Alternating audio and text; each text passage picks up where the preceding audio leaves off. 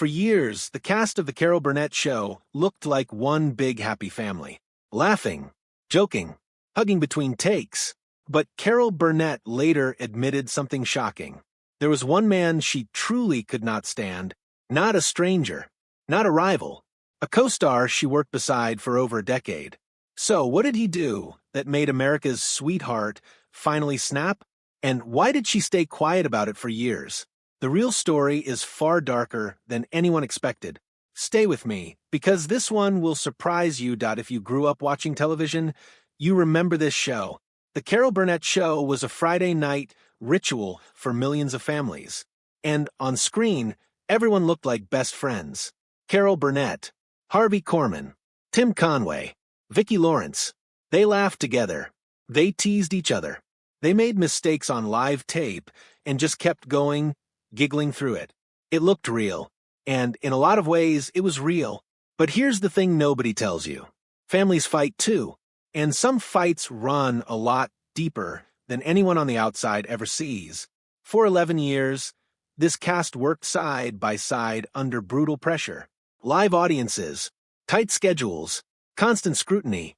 Carol herself spoke about her cast like family in interview after interview for decades. Warm words, big smiles, the picture-perfect story. But behind that curtain, something else was happening. There was tension. Quiet at first, almost invisible. A strange mood here. A short comment there. Nothing that looked like a problem, at least not yet. Carol noticed it before anyone else did. She always did. She ran that show with sharp eyes and total control, even when she made it look effortless. And one specific co-star kept catching her attention. Not because he was bad at his job. He was brilliant. One of the most talented performers she'd ever worked with. But brilliant doesn't always mean easy. Small cracks were forming. Things the cameras never caught. Moments that never made it to air. Carol kept it to herself for a long time. She didn't want to damage the show's image. She didn't want to hurt anyone's reputation. So she watched. She waited. She let things slide. But there's only so much you can let slide. Because one morning, on a perfectly normal taping day, everything Carol had been holding back was about to come out. And nobody on that set saw it coming. Not even him. It started like any other day on set. Cameras rolling. Crew setting up. Cast getting into costume for the week sketches. Her co-star walked in already dressed for his part in a full Elvis costume for the day's bit. But something was off about him right away. His energy was wrong. Cold. Distant. Sharp with the people around him. At first, people just thought he was having a bad day. We all have those. But it got worse. He turned that bad mood on two guests. Two people Carol genuinely respected.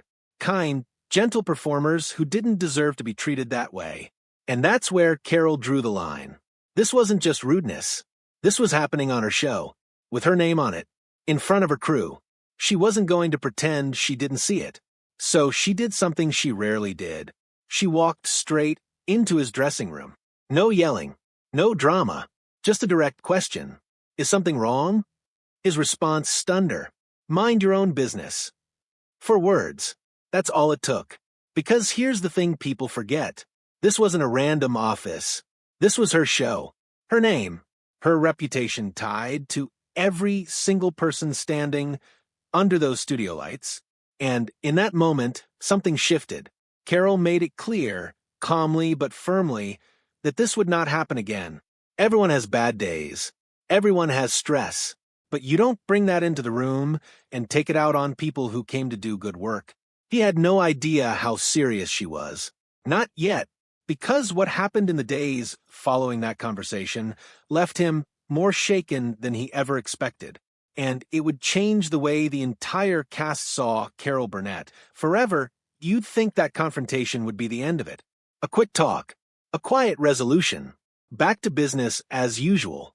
It wasn't. Years later, in interviews, her co-star admitted something that surprised a lot of fans.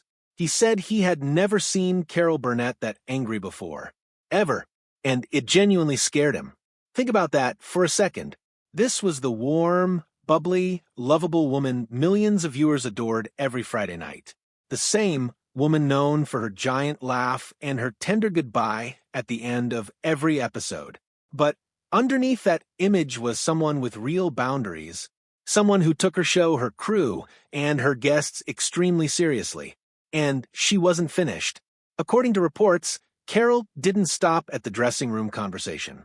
She took it one step further. She reached out to his agent directly. Let that sink in. This wasn't a passing complaint. This was a clear message sent through professional channels that this behavior had consequences. People started talking. Quietly, of course. Nothing made headlines at the time. But rumors began to spread backstage. Was this really the first time his moods had caused friction? Or had this been building for a long time, finally boiling over on one particular morning? Some insiders hinted this wasn't an isolated incident at all. Others believed this was simply the moment Carol decided enough was enough after quietly tolerating things for far too long. Either way, something had to change, and it did, because what Carol did next left a permanent reminder of that day. Something visible, something that stayed on his dressing room door for the rest of the show's run. And once you hear what it said, you'll understand exactly how serious this moment really was. A small plaque appeared on his dressing room door for simple words, Mr. Happy-Go-Lucky. On the surface, it almost looked sweet, a little inside joke, something playful between two old friends. But if you knew the real story, that plaque meant something much heavier. It was a daily reminder. Every single time he walked through that door, he saw it, a quiet message from Carol that she would not let one person's mood affect an entire cast and crew. Not on her watch. And here's the surprising part. It worked. Reports say he genuinely changed after that. He showed up lighter, friendlier, more cooperative. The tension that had been building seemed to ease almost overnight. From the outside, nobody noticed a thing. The show kept running. The laughs kept coming. Audiences had absolutely no idea any of this had happened. But was that really the end of it? Some say no. Later interviews from both Carol and her co-star suggest this wasn't simply forgiven and forgotten the next day. There was real history behind that moment, years of working side by side, under intense pressure, on a live taping schedule that left almost no room to breathe. Television production back then wasn't easy. It was exhausting, emotionally draining, demanding in ways modern audiences rarely think about. Two incredibly talented, strong-willed people sharing a stage for over a decade. Eventually, something had to give. What looked like one explosive morning was really the result of years quietly building underneath the surface. And what Carol truly felt about him in private, compared to what she said publicly for decades, that's a far more complicated story than most fans ever realized decades past. The show ended. The cast scattered into new chapters of their lives. But the story didn't end there. Years later, Carol opened up more honestly about what really happened. In interviews, in her own memoir, she revisited that dressing room moment directly, calling it one of the most serious confrontations of her entire career. And she made something very clear. Her anger wasn't random. It wasn't about ego or control. It was specifically about respect, about how he treated guests on her show, something she could never let slide, no matter how talented he was. But here's the twist. She also spoke about deep professional respect for him. Their chemistry on screen was undeniable. Audiences fell in love with their pairing for years, and Carol never denied his talent for a second. Privately, though, she admitted the relationship took real effort, real patience, real boundaries that viewers never knew existed behind the laughter. And he, too, opened up later in life. He admitted that confrontation changed how he approached his entire career afterward. It stuck with him. Strangely, both of them eventually looked back on the moment with a mix of humor and seriousness, joking about it in interviews while still acknowledging just how real the tension had been at the time. So here's the real question. Was he truly the person Carol hated more than anyone, like later headlines claimed? Or was this simply the most dramatic example of normal workplace conflict between two demanding professionals, working under constant, exhausting pressure?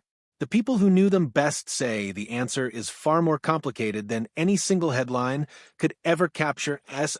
Let's answer the question everyone's been asking. Was this co-star really the person Carol Burnett hated more than anyone in her life? The honest answer is more layered than viral headlines make it seem. This was a relationship that survived over a decade of high-pressure live television. That alone is incredibly rare in show business, where partnerships often fall apart in a fraction of that time. And despite everything, Carol and her co-star stayed connected long after the show ended. They attended tributes together. They spoke fondly about their shared history again and again for years. When he eventually passed away, Carol spoke publicly about how deeply she valued their partnership despite every bit of tension that happened behind closed doors. This wasn't a simple hate story. It was something much more human, messy, real. Two people forced to work incredibly closely together under intense public scrutiny for over a decade straight. The viral framing simplifies something that was actually about boundaries, about respect, about two strong personalities learning how to coexist under pressure most of us will never fully understand. In a strange way, Carol's willingness to confront him directly, instead of letting resentment quietly build, may be exactly why their partnership lasted as long as it did. So, in the end, this story isn't really about hatred at all. It's about what it actually takes to build something that lasts in an industry built on ego, pressure, and constant attention. And it's a reminder that even the most beloved friendships you see on screen sometimes require hard, uncomfortable conversations behind the scenes. Conversations the world never gets to see. Until now.